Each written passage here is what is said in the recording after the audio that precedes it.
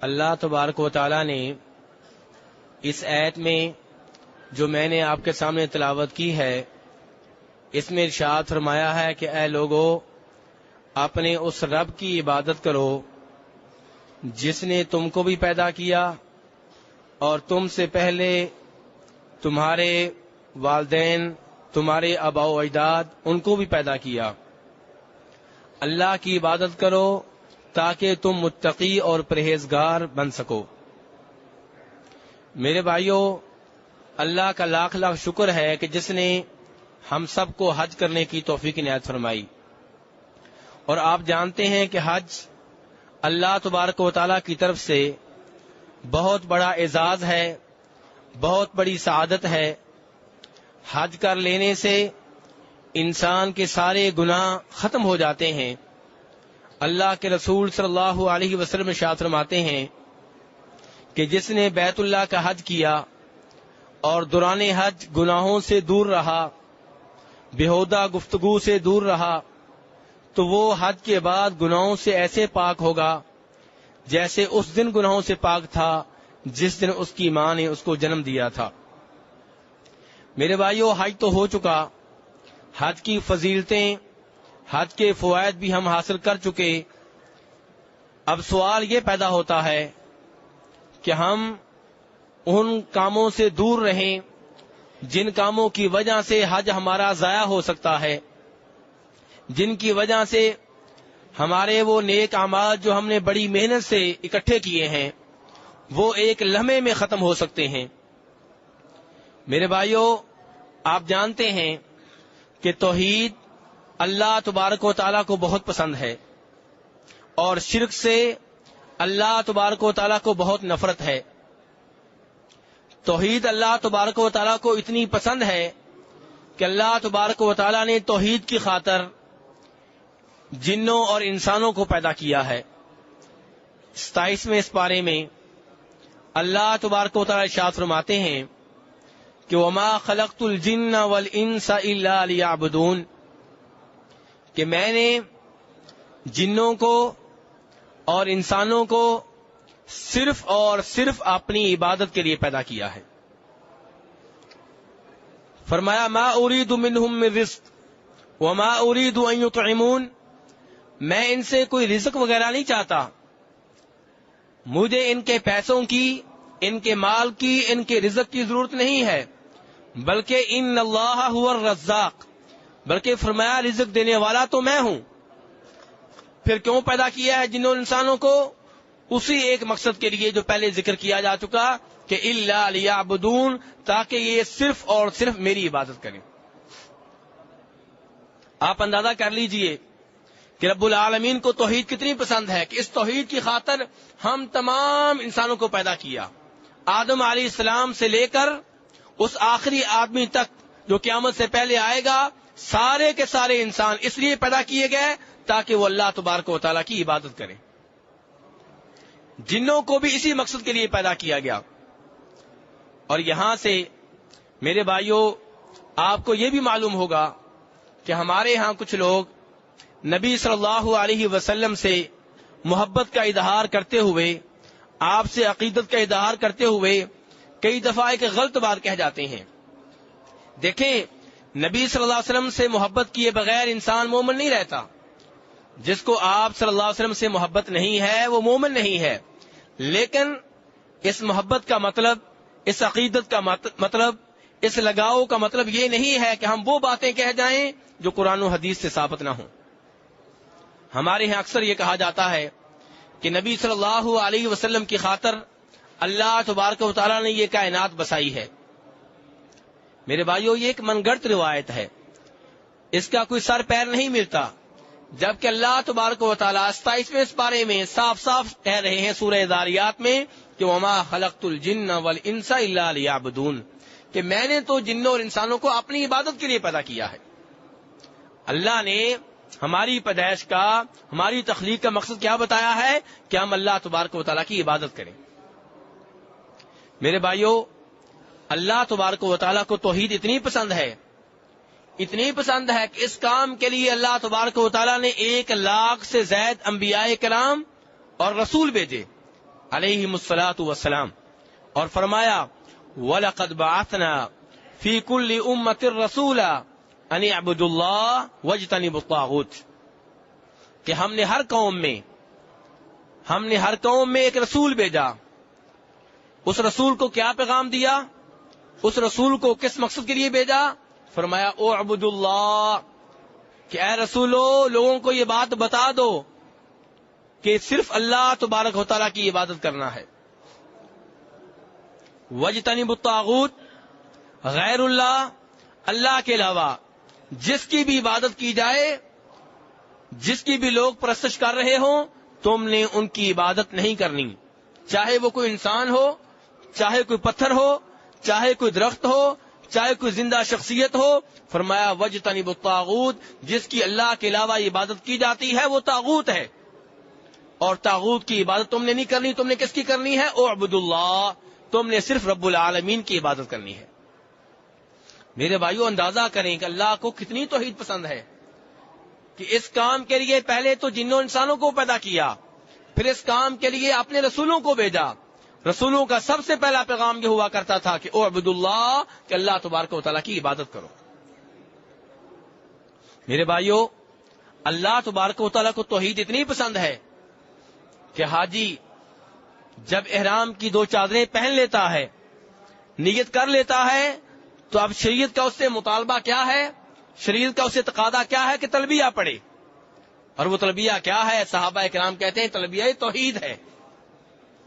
लब्बैक अल्लाहुम्मा लब्बैक, लब्बैक ला शरीक लक लब्बैक, इन्नल हम्दा one निअमत luck वल मुल्क ला शरीक लक, कि मैं हाजिर हूं, ऐ अल्लाह मैं हाजिर हो गया हूं, मैं इस बात का ऐलान करता हूं कि तेरा कोई शरीक नहीं, इबादत का हकदार तू तन्हा है, किसी और का हक नहीं बनता कि उसकी इबादत की जाए, सब तारीफें तेरी, सारी बादशाही तेरी, ला शरीक लका, फिर मैं ऐलान करता हूं कि तेरा कोई शरीक नहीं है।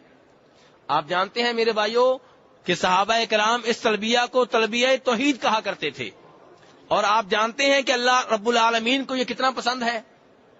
अल्लाह अकबर।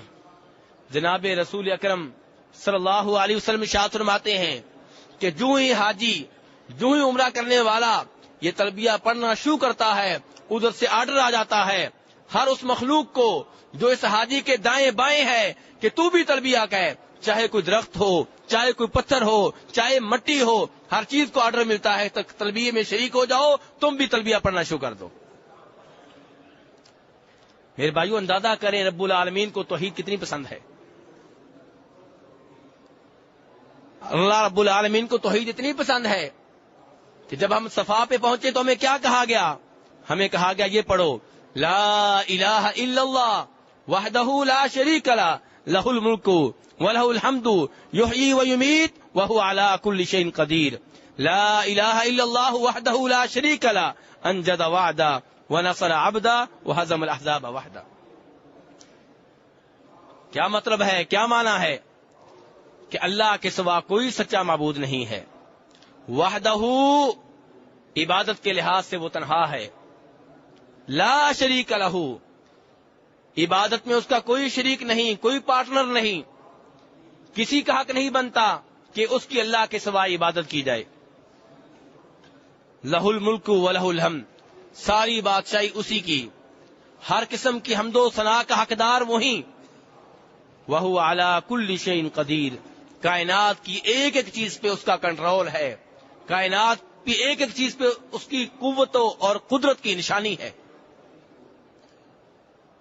ला इलाहा इल्लल्लाह वहदहू ला शरीक लह, फिर कहा गया, फिर कहो कि अल्लाह के सिवा कोई सच्चा माबूद नहीं है। झूठे बहुत हैं, बातिल माबूद बहुत हैं, कहीं कब्रों की सूरत में, कहीं जिंदा शख्सियात की सूरत में, कहीं दरख्तों की परस्तिश हो रही है, कहीं कब्रों की परस्तिश हो रही है, लेकिन इबादत का हकदार तन्हा वो है। अंजज़ वादा, जिसने अपना वादा पूरा कर दिखाया, वह हज़म अल अहज़ाब वहदा, और जब खंदक की लड़ाई हो रही थी, सारे काफिर, सारे काफिरों के ग्रुप, सारे काफिरों की पार्टियां जमा होके मुसलमानों के खिलाफ यकजा होके आई थी। अल्लाह ने अपनी मदद का वादा पूरा किया और मुसलमानों को फतह दी। तो मेरे भाइयों देखें صفا پہاڑ کے اوپر، مروہ پہاڑ کے اوپر ہم سے بار بار اعلان کیا کروایا جا رہا ہے؟ توحید کا۔ عرفات میں پہنچ گئے۔ عرفات وہ دن ہے جو ہماری زندگی کا سب سے قیمتی دن، سال کے 365 دن ہوتے ہیں، 365 دنوں میں سب سے اعلیٰ، سب سے محترم، سب سے مقدس دن اگر کوئی ہے تو وہ کون سا دن ہے؟ یوم عرفات۔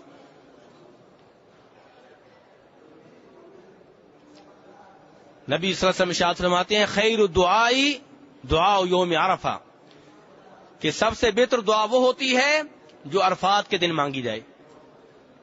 میرے بھائیوں، اب سوال یہ پیدا ہوتا ہے کہ جب یہ سب سے عظیم، سب سے اچھا، سب سے مقدس، سب سے محترم دن ہے، تو اس دن نبیوں نے علیہ الصلوۃ والسلام اپنے رب سے کیا مانگا؟ کن کلمات کے ساتھ اپنے رب کو یاد کیا؟ کن الفاظ کے ساتھ اپنے رب کا ذکر کیا؟ جناب رسول اکرم صلی اللہ علیہ وسلم ارشاد فرماتے ہیں خیر ما قلت انا والنبیون من قبلی لا الہ الا اللہ وحدہ لا شریک لہ لہ الملک ولہ الحمد وہو علی کل شیء قدیر۔ میرے بھائیوں، دیکھتے جائیے کہ رب کو توحید کتنی پسند ہے، اور مجھے افسوس ہوگا اس بھائی کے اوپر جو یہ کہے کہ یہاں پہ ہر وقت توحید کی باتیں ہوتی ہیں۔ میرے بھائیوں، یہاں پہ اسی چیز کی باتیں زیادہ ہوں گی جن باتوں کو رب العالمین پسند کرتا ہے، اور اگر میں اور آپ مسلمان ہیں ہمیں بھی اسی بات کو زیادہ پسند کرنا چاہیے جس بات کو رب العالمین پسند کرتا ہے۔ یہ دعائیں کس نے بتائی ہیں؟ نبی صلی اللہ علیہ وسلم نے بتائی ہیں، اور اس دعا میں اللہ کے رسول کیا کہہ رہے ہیں؟ فرما رہے ہیں کہ سب سے اچھے کلمات یوم عرفات کے دن جو ادا کیے گئے وہ ہیں جو میں نے اور مجھ سے پہلے نبیوں نے علیہ الصلوۃ والسلام ادا کیے، اور وہ کیا ہے؟ فرمایا لا الہ الا اللہ وحدہ لا شریک لہ، کہ اللہ کے سوا کوئی سچا معبود نہیں ہے، کوئی معبود برحق اس کے سوا نہیں ہے، باقی سب جھوٹے ہیں، باقی سب باطل ہیں، باقی کسی کو حق نہیں پہنچتا کہ اپنی عبادت کروائے۔ وحدہ، وہ تنہا ہے، لا شریک لہ، عبادت میں اس کا کوئی ساجی نہیں، اس کا کوئی ہمسر نہیں، اسی کی بات صحیح، ہر قسم کی حمد و ثنا کا مالک وہ، ہر قسم کی حمد و ثنا کا سزاوار وہ، وَهُوَ عَلَى كُلِّ شَيْءٍ قدیر، کائنات کی ایک ایک چیز پہ اس کا کنٹرول ہے، ہر چیز پہ وہ قوت اور اپنی طاقت دکھاتا ہے۔ میرے بھائیو، دیکھتے جائیے، توحید ہی توحید ہے۔ ایک بہت بڑے شیخ تھے، وہ اپنے شاگردوں کو توحید کی ایک کتاب پڑھایا کرتے تھے، وہ کتاب جس میں توحید سے متعلقہ قرآن پاک کی آیات تھیں اور توحید سے متعلقہ نبی صلی اللہ علیہ وسلم کی احادیث تھی۔ کتاب ختم ہوتی، اب شاگرد سوچتے کہ استاد محترم کسی دوسری کتاب کا آغاز کریں گے، لیکن پتہ چلتا کہ استاد محترم نے دوبارہ اسی کتاب کو پڑھانا شروع کر دیا ہے۔ ختم ہوتی، شاگرد کہتے چلیں اس بار کوئی اور کتاب شروع ہوگی، استاد محترم پھر توحید پڑھانا شروع کر دیتے۔ تو ایک مرتبہ کسی شاگرد نے کہا کہ استاد محترم، ہم بار بار اسی کتاب کو پڑھ رہے ہیں، اب اس کتاب کو ہم سمجھ چکے ہیں، اس کتاب میں جو مسائل تھے وہ ہمیں یاد ہو چکے ہیں، آپ بار بار یہی کتاب ہمیں کیوں پڑھا رہے ہیں؟ استاد محترم خاموش ہو گئے۔ انہوں نے ایک دن اپنے شاگردوں سے آ کے کہا کہ فلاں علاقہ ہے، اس علاقے میں ایک قبر ہے، لوگ آ کے اس قبر کی پوجا کرتے ہیں، وہاں سجدے اور رکوع کرتے ہیں، اس قبر کے سامنے اپنا سر جھکاتے ہیں، اس قبر والے سے بیٹے مانگتے ہیں۔ شاگردوں نے بات سنی، افسوس کا اظہار کیا اور خاموش ہو گئے۔ استاد محترم بھی خاموش ہو گئے۔ پھر کسی دن استاد محترم نے آ کے کہا کہ فلاں علاقے میں ایک بدبخت شخص نے اپنی ماں سے بدکاری کی ہے۔ یہ بات سنی تو شاگردوں نے فوراً کہا استغفر اللہ استغفر اللہ استغفر اللہ، توبہ توبہ، اور کانوں کو ہاتھ لگائے کہ اتنا بڑا جرم، اتنا بڑا گناہ۔ تو استاد محترم نے کہا کہ تمہارا رد عمل بتا رہا ہے کہ تم ابھی تک کتاب و توحید کو سمجھ نہیں سکے۔ میں نے تمہیں بتایا کہ ایک جگہ پہ اللہ کے ساتھ شرک ہو رہا ہے، لوگ قبر والے سے بیٹے مانگ رہے ہیں، اور تم نے کسی خاص رد عمل کا اظہار نہیں کیا، حالانکہ وہ اس کائنات کا سب سے بڑا گناہ ہے، اس کائنات کا سب سے بڑا جرم ہے۔ اور جب میں نے تمہیں بدکاری کے بارے میں بتایا کہ تم نے بہت رد عمل کا اظہار کیا، حالانکہ یہ گناہ بڑا ہونے کے باوجود شرک کے گناہ سے چھوٹا گناہ ہے۔ میرے بھائیوں، اس لیے ضرورت ہے کہ توحید کا سبق مسلمانوں کو بار بار یاد دلایا جائے۔ اللہ تعالیٰ فرماتے ہیں سورہ یوسف میں وَمَا يُؤْمِنُ أَكْثَرُهُمْ بِاللَّهِ إِلَّا وَهُمْ مُشْرِكُونَ۔ سورہ یوسف، اللہ تعالیٰ کیا فرما رہے ہیں کہ اللہ کے اوپر ایمان لانے والوں کی اکثریت شرک میں گرفتار ہوتی ہے۔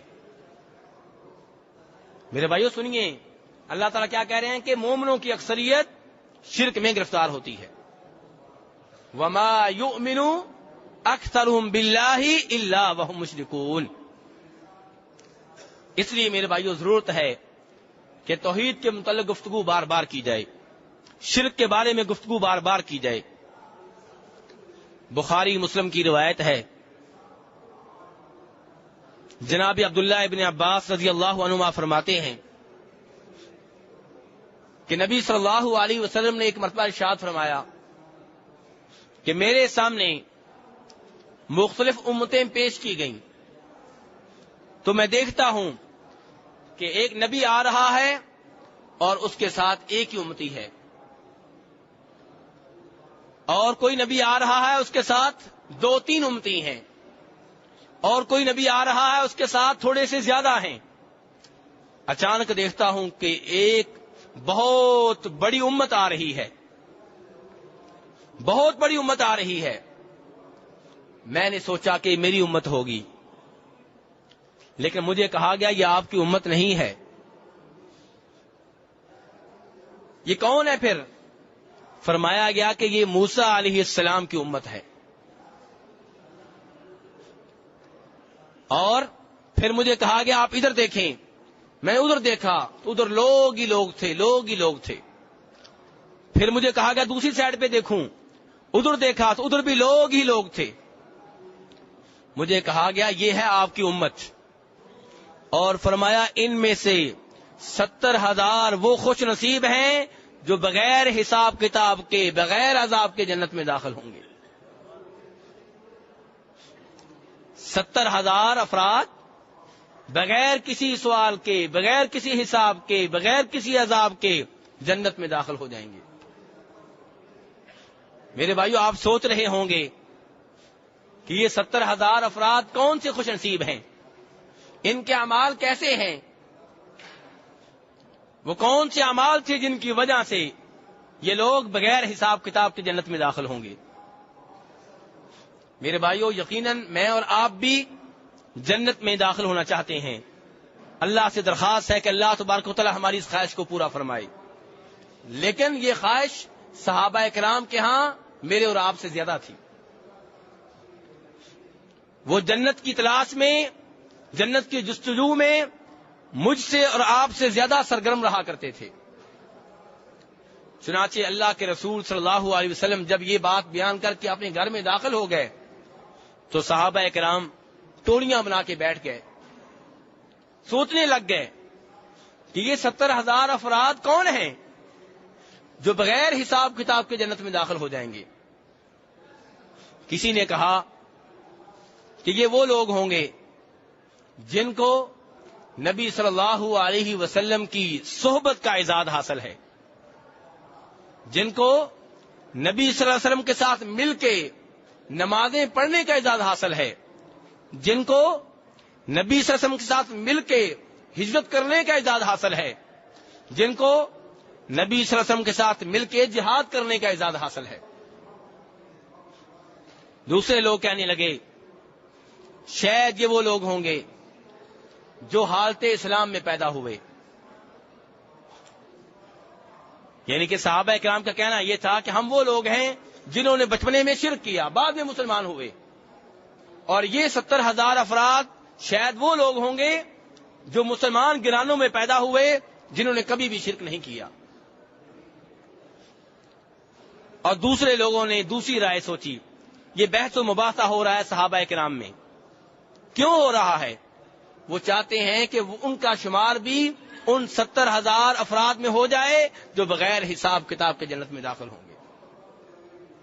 اس لیے وہ کسی نتیجے تک پہنچنا چاہتے ہیں، وہ جاننا چاہتے ہیں کہ ان لوگوں کی کیا صفات ہیں، ان لوگوں کے کیا اعمال ہیں، جن اعمال کی وجہ سے، جن صفات کی وجہ سے، جن خوبیوں کی وجہ سے وہ جنت میں بغیر حساب کتاب کے داخل ہو جائیں گے۔ اللہ کے رسول صلی اللہ علیہ وسلم گھر سے باہر تشریف لائے اور پوچھا صحابہ کرام سے کہ یہ جو تم میں بحث و مباحثہ ہو رہا ہے، تم میں یہ گفتگو ہو رہی ہے، یہ کس معاملے میں ہو رہی ہے؟ انہوں نے بتایا کہ اے اللہ کے رسول صلی اللہ علیہ وسلم، آپ نے ہمیں بتایا تھا کہ آپ کی امت میں سے 70,000 افراد بغیر حساب کے، بغیر کسی عذاب کے، بغیر کسی سزا کے جنت میں داخل ہو جائیں گے۔ ہم ان کے بارے میں سوچ رہے ہیں کہ یہ 70,000 خوش نصیب کون لوگ ہیں؟ تو اللہ کے رسول صلی اللہ علیہ وسلم نے پھر ان کی نشانیاں بتائیں، ان کے اعمال بتائے، ان کی صفات بتائیں۔ میرے بھائیوں، وہ دھیان سے سنیے اور کوشش کیجئے کہ وہ صفات مجھ میں بھی ہوں اور آپ میں بھی ہوں۔ چنانچہ آپ نے فرمایا ہم الذین لا یسترقون ولا یکتوون،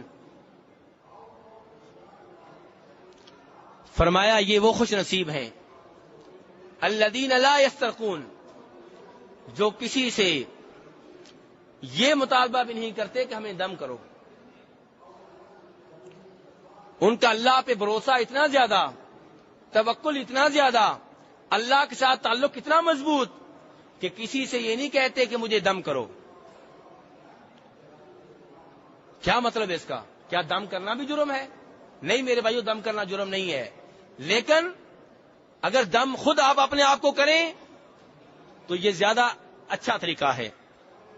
اگر کسی سے آپ کہتے ہیں مجھے دم کرو تو یہ جائز ہے، لیکن توحید کا جو اعلیٰ درجہ ہے اس کے منافی ہے۔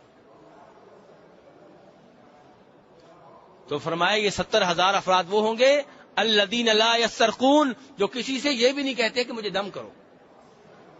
جب بیمار ہوئے خود اپنے آپ کو دم کر لیا، بیٹا بیمار ہوا خود اسے دم کر لیا، بیگم بیمار ہوئی خود اسے دم کر لیا۔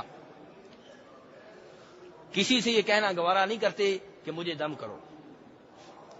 نبی صلی اللہ علیہ وسلم کو جناب جبریل علیہ السلام نے دم کیا، نبی صلی اللہ علیہ وسلم کو جناب عائشہ نے رضی اللہ تعالیٰ نے دم کیا۔ تو دم کرنا جائز ہے۔ ایک یہ ہے کہ آپ نے کسی کو مریض دیکھا کہ وہ مریض ہے، بیمار ہے، آپ نے خود ہی اسے دم کرنا شروع کر دیا، اور ایک یہ ہے کہ وہ آپ سے کہے کہ مجھے دم کرو۔ تو توحید کا اعلیٰ درجہ یہ ہے میرے بھائیوں کہ آپ کسی سے یہ نہ کہیں کہ مجھے دم کرو، آپ اپنے آپ کو خود ہی دم کریں، اپنے بیٹے کو خود ہی دم کریں، اپنی بیٹی کو خود ہی دم کریں۔ ہمارے بچے بیمار ہو جاتے ہیں، ان کو نظر لگ جاتی ہے، اور پھر ہم ان کا علاج کرواتے ہیں، پھر موریوں کی طرف بھاگتے ہیں، اور یہ تو وہ لوگ ہیں جو توحید کے اوپر ہوتے ہیں، اور جو جاہل ہوتے ہیں، ان پڑھ ہوتے ہیں، جن کی توحید پکی نہیں ہوتی، وہ نجومیوں کے پاس بھاگتے ہیں، ایمان کا بیڑا غرق کرتے ہیں۔ لیکن افسوس سے یہ کہتا ہوں قبل از وقت ہم علاج نہیں کرتے۔ میرے بھائیوں، جناب رسول اکرم صلی اللہ علیہ وسلم جناب حسن حسین کو دم کیا کرتے تھے۔ اعیدکما بکلمات اللہ التامات من شر کل شیطان وہامہ ومن کل عین لامہ، کہ میں تم دونوں کو اللہ کی پناہ میں دیتا ہوں، شیطان کے شر سے بچانے کے لیے اور ہر زہریلی چیز سے بچانے کے لیے میں تمہیں اللہ کی پناہ میں دے رہا ہوں۔ یہ آپ قبل از وقت انہیں دم کیا کرتے تھے، اور ساتھ ہی آپ نے بتایا کہ یہ وہ دم ہے جو جناب ابراہیم علیہ السلام اپنے بیٹوں اسماعیل اور جناب اسحاق علیہ السلام کو کیا کرتے تھے۔ میرے بھائیوں، کتنا عظیم دم ہے جو اللہ کے رسول اپنے نواسوں کو کرتے ہوں، اور جناب ابراہیم علیہ السلام اپنے دو پیغمبر، دو نبی بیٹوں کو کرتے ہوں، وہ دم کتنا عظیم ہوگا۔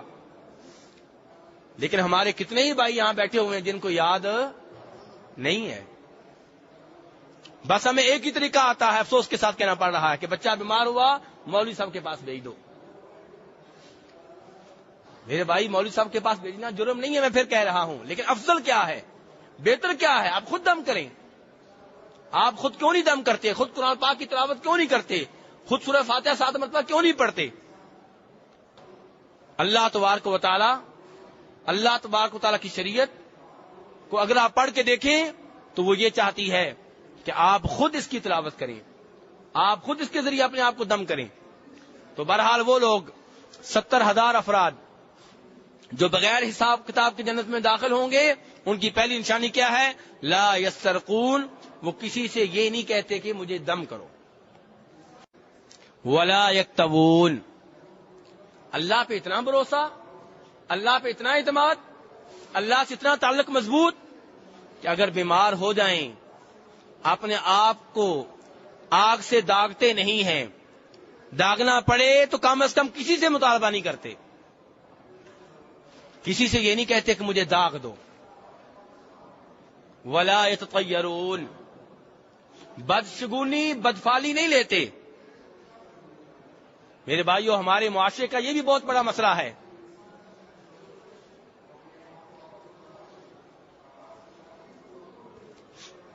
کچھ لوگ جو ہیں وہ کسی مہینے کو منحوس سمجھتے ہیں، کچھ لوگ جو ہیں وہ کسی دن کو منحوس سمجھتے ہیں، کچھ لوگ جو ہیں وہ کسی خاص عدد کو، خاص ہندسے کو منحوس سمجھتے ہیں۔ یہ کہتا ہے کہ اس مہینے میں شادی نہیں کرنی چاہیے، کوئی کہتا ہے کہ اس دن شادی نہیں کرنی چاہیے، اور کوئی کہتا ہے کہ 13 کا ہندسہ جو ہے یہ بہت منحوس ہے۔ میرے بھائیوں، کیا ہم مسلمان ہیں؟ یہ مسلمانوں والے کام ہیں؟ کیا مسلمان کا عقیدہ اتنا کمزور ہوتا ہے؟ میرے بھائیوں، وہ خوش نصیب لوگ 70,000 جو بغیر حساب کتاب کے جنت میں داخل ہوں گے، ان کا عقیدہ اتنا کمزور نہیں ہوگا۔ ان کے بارے میں تو اللہ کے رسول فرما رہے ہیں صلی اللہ علیہ وسلم ولا یتطیرون، کہ وہ بدشگونی نہیں لیتے، بدفالی نہیں لیتے۔ کاروبار کے لیے نکلے، لاہور جانا چاہتے تھے، حیدرآباد جانا چاہتے تھے، بمبئی جانا چاہتے تھے، کاروبار کے لیے باہر نکلے تو دیکھا کہ سب سے پہلی نگاہ جو پڑی ہے کالے کتے پہ پڑی ہے، نہیں جی آج نہیں جائیں گے، آج کا دن بہت منحوس ہے۔ ارے مسلمان کا عقیدہ اتنا کمزور ہوتا ہے؟ نہیں، مسلمان کا عقیدہ اتنا کمزور نہیں ہوتا۔ باہر نکلے، کوئی پرندہ پکڑا، کبوتر پکڑا، اس کو چھوڑا، دیکھا کہ دائیں سائڈ پہ جاتا ہے کہ بائیں سائڈ پہ، دائیں سائڈ پہ چلا گیا تو آج کا دن اچھا ہے، آج کاروبار کر لینا چاہیے۔ بائیں سائڈ پہ چلا گیا، نہیں آج کا دن اچھا نہیں، آج کا دن بہت منحوس ہے۔ میرے بھائیوں، یہ مسلمان کے کام نہیں ہے۔ مسلمان کا عقیدہ اتنا کمزور نہیں ہوا کرتا۔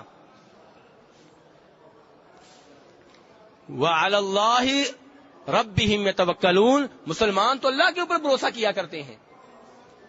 جناب عائشہ رضی اللہ عنہا فرمایا کرتی تھیں کہ لوگوں، تم شوال کے مہینے کو منحوس جانتے ہو، جبکہ میری شادی شوال کے مہینے میں ہوئی، میری رخصتی شوال کے مہینے میں ہوئی، بتاؤ مجھ سے بڑھ کے خوش نصیب کون ہے؟ جناب عائشہ کیا کہا کرتی تھی کہ لوگوں، تم شوال کے مہینے کو منحوس مانتے ہو، جبکہ میری شادی اسی مہینے میں ہوئی، میری رخصتی بھی اسی مہینے میں ہوئی، بتاؤ مجھ سے بڑھ کے خوش نصیب کون ہے؟ تو میرے بھائیوں، اس لیے مسلمان جو ہیں بدشگونی نہیں لیا کرتے، ہاں مسلمان نیک شگونی لیا کرتے ہیں، مسلمان نیک فعال لیا کرتے ہیں۔ وہ کیسے؟ کہ آپ کاروبار کے لیے نکلے، بیٹے کی شادی کے لیے پروگرام بنا کے نکلے، کوئی دوست مل گیا، اس نے پوچھا کہاں جا رہے ہیں؟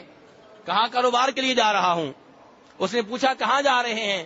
کہا بیٹے کی شادی کے لیے جا رہا ہوں۔ اس نے کہا ماشاءاللہ ماشاءاللہ، جاؤ، اللہ تمہیں کامیاب کرے۔ تو اس سے آپ کو حوصلہ ہوا کہ اس نے اچھی دعا دی ہے، آپ کی ہمت مزید بندی، یہ اچھی بات ہے۔ نیک فالی لینی چاہیے، نیک شگونی لینی چاہیے۔ جناب رسول اکرم صلی اللہ علیہ وسلم جب صلح حدیبیہ کے لیے گئے تھے، حدیبیہ کے مقام پہ تھے، اور آپ جانتے ہیں کہ اس وقت آپ دراصل گئے تھے عمرہ کرنے کے لیے، لیکن مکہ والے آپ کو مکہ میں داخل ہونے کی اجازت نہیں دے رہے تھے۔ تو ایک مرحلہ ایسا آیا کہ مکہ والوں نے سہیل ابن عمر کو اپنا سفیر بنا کے اللہ کے رسول صلی اللہ علیہ وسلم کی جانب بھیجا۔ تو اللہ کے رسول صلی اللہ علیہ وسلم نے فرمایا صحابہ کرام سے کہ سہیل آ رہا ہے، معاملہ آسان ہو جائے گا۔ سہیل سہل سے ہے نا، نام ہی ایسا ہے کہ اس نام سے آپ نے نیک شگونی لی، نیک فال لیا۔ آپ نے کہا سہیل آ رہا ہے، معاملہ سہل ہو جائے گا، آسان ہو جائے گا۔ تو کہنے کا مطلب یہ ہے میرے بھائی کہ نیک فال لینا، نیک شگونی لینا، اسلام اس کی اجازت دیتا ہے، اس کی حوصلہ افزائی کرتا ہے۔ لیکن کسی دن کو منحوس سمجھنا، کسی مہینے کو منحوس سمجھنا، کسی عدد ہندسے کو منحوس سمجھنا، کسی آدمی کو منحوس سمجھنا، اسلام اس بات کی اجازت نہیں دیتا۔ اگر کوئی آدمی ایسے کام کرتا ہے، اس کو اپنے عقیدے کے اوپر نظر ثانی کرنی چاہیے۔ تو بہرحال میرے بھائیو، میں آپ کو صفات بتا رہا تھا ان خوش نصیب لوگوں کی جو جنت میں بغیر حساب کتاب کے داخل ہوں گے۔ تو پہلی صفت کیا تھی؟ جی میرے بھائی، پہلی صفت کیا تھی؟ کسی سے یہ نہیں کہتے کہ مجھے دم کرو۔ کوئی خود ہی دم کر دے اچھی بات ہے، میں بیٹھا ہوا ہوں بیمار ہوں، کسی نے آ کے دم کر دیا اچھی بات ہے، لیکن میں اس سے کہوں کہ مجھے دم کرو، یہ کام نہیں کرتے۔ کسی سے یہ نہیں کہتے کہ مجھے داغ دو، بدشگونی نہیں لیتے۔ اور چوتھا کام وَعَلَى اللَّهِ رَبِّهِمْ يَتَوَكَّلُونَ، صرف اور صرف اپنے رب کے اوپر بھروسہ کرتے ہیں۔ توکل کس کے اوپر ہے؟ رب کے اوپر۔ اعتماد کس کے اوپر؟ اللہ تبارک و تعالیٰ کے اوپر۔ یہاں میرے بھائیوں توکل کی کچھ وضاحت کرنا چاہوں گا۔ توکل کے بارے میں لوگوں کو کچھ غلط فہمیاں ہیں۔ ایک گروہ وہ ہے جس کا سارا بھروسہ اسباب کے اوپر ہوتا ہے،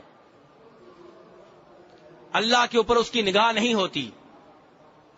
کاروبار کرنے کے لیے گیا تو اس کو بھروسہ ہے کہ میں بہت ذہین ہوں، میں بہت چلاک ہوں، پیسے میری جیب میں ہیں، دکان میری اچھی جگہ پہ ہے، کاروبار چلے گا۔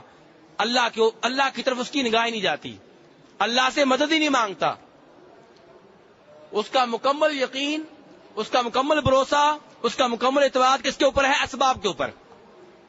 یہ بھی غلط، اور وہ بھی غلط جو اسباب کو اختیار نہیں کرتے۔ جناب رسول اکرم صلی اللہ علیہ وسلم نے میرے بھائیوں جب بدر کی لڑائی لڑی تھی تو کیا آپ گھر میں بیٹھے رہے تھے؟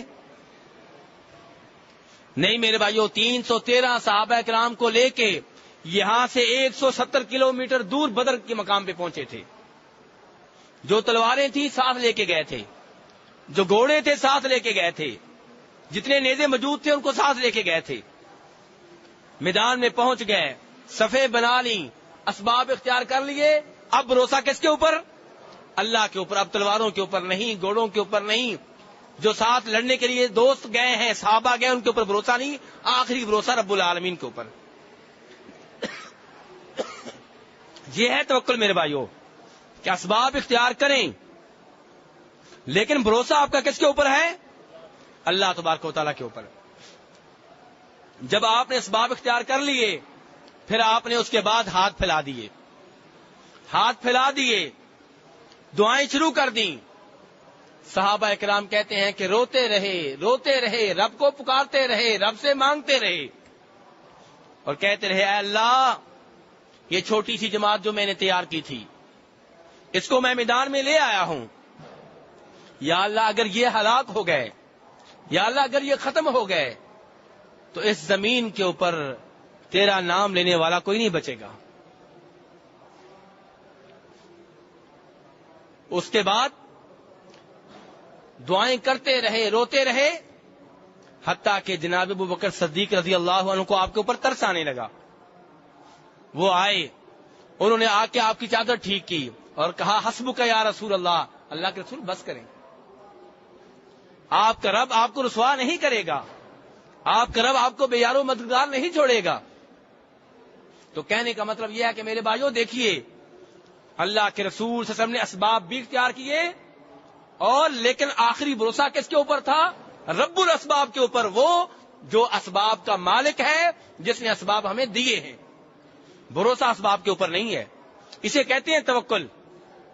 توکل ان کے پاس بھی نہیں ہے جو صرف اسباب کے اوپر بھروسہ کرتے ہیں، رب کو بھول جاتے ہیں. اور توکل ان کے پاس بھی نہیں ہے جو اسباب اختیار ہی نہیں کرتے، گھر میں بیٹھے ہوئے ہیں کہ رزق خود چل کے آئے گا.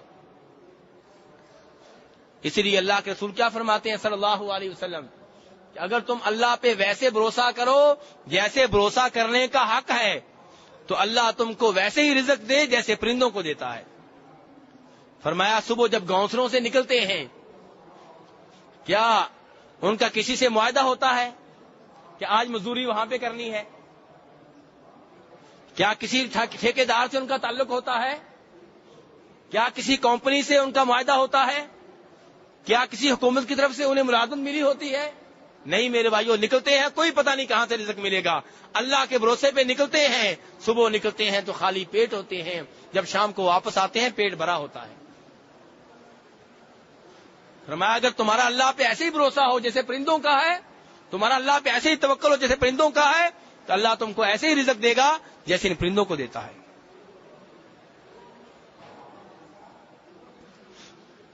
اب اللہ کے رسول صلی اللہ علیہ وسلم نے ان خوش نصیب 70,000 افراد کی صفات بیان کر دیں جو بغیر حساب کتاب کے جنت میں داخل ہوں گی. یہ صفات سن کے عکاشہ بن محسن کہہ اٹھے ادعو اللہ ان یجعلنی منہم، اے اللہ کے رسول دعا کریں، میرے لیے دعا کریں، اللہ مجھے بھی ان 70,000 افراد میں شامل کر دے.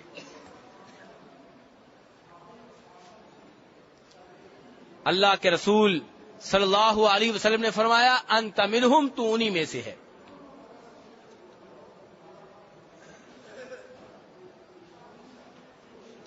میرے بھائیوں دیکھیے، عکاشہ بن محصن نے یہ نہیں اللہ کے رسول سے کہا کہ آپ مجھے ان میں شامل کر دیں، کہا ادعو اللہ، اللہ سے میرے لیے دعا کریں کہ اللہ مجھے ان 70,000 افراد میں شامل کر دے. اور بخاری شریف کی دوسری روایت میں آتا ہے کہ اللہ کے رسول نے دعا کی کہ اللہ تجھے ان میں شامل کر دے. اب ایک اور آدمی کھڑا ہوا، کہنے لگا اللہ کے رسول میرے لیے بھی دعا کریں. فرمایا سبق کا بہا عکاشہ، کہ عکاشہ نمبر لے گیا ہے. اللہ کے رسول کا انداز دیکھیے، اللہ کے رسول کا اخلاق دیکھیے، اللہ کے رسول کا پیار دیکھیے. اللہ کے رسول صلی اللہ علیہ وسلم اس کی بات کو ماننا نہیں چاہتے تھے، لیکن یہ نہیں کہا میں تمہاری بات نہیں مانتا، یہ نہیں کہا کہ تم ان میں شامل نہیں ہو، بلکہ یہ کہا پیار محبت سے کہ عکاشہ تمہارے اوپر نمبر لے گیا ہے اور بس. یہ آپ کا اخلاق ہے، آپ نے اس کا دل نہیں توڑا، صرف اتنا کہا کہ عکاشہ تم سے پہلے سبقت لے گیا ہے.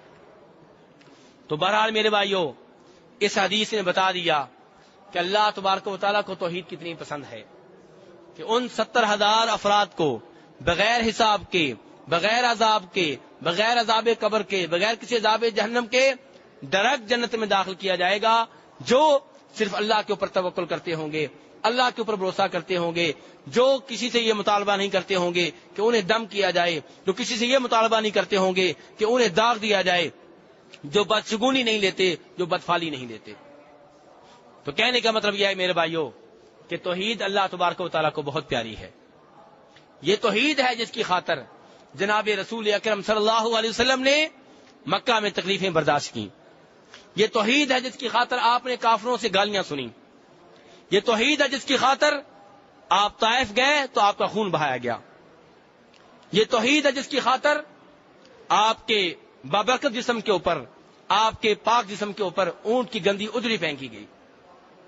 یہ توحید ہے جس کی وجہ سے آپ کو اپنا پیارا شہر مکہ چھوڑنا پڑا. یہ توحید ہے جس کی خاطر آپ کو بدر کے میدان میں کافروں سے لڑائی لڑنا پڑی. یہ توحید ہے جس کی خاطر آپ نے احد کے میدان میں اپنے 70 صحابہ کرام شہید کروائے. میرے بھائیوں، سب کچھ توحید کے ارد گرد گھومتا ہے. توحید ہی اصل ہے، توحید ہی بنیاد ہے.